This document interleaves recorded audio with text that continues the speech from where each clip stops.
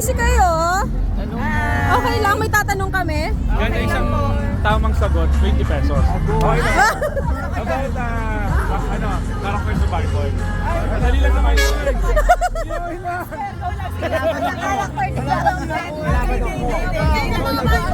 Ayan.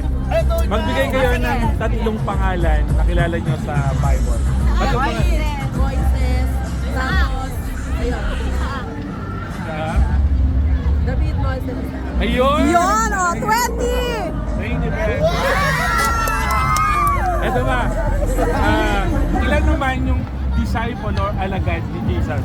12. Yun!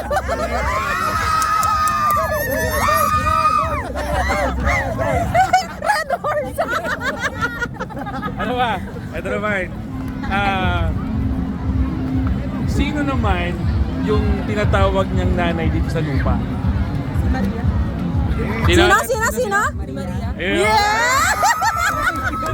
Red horse!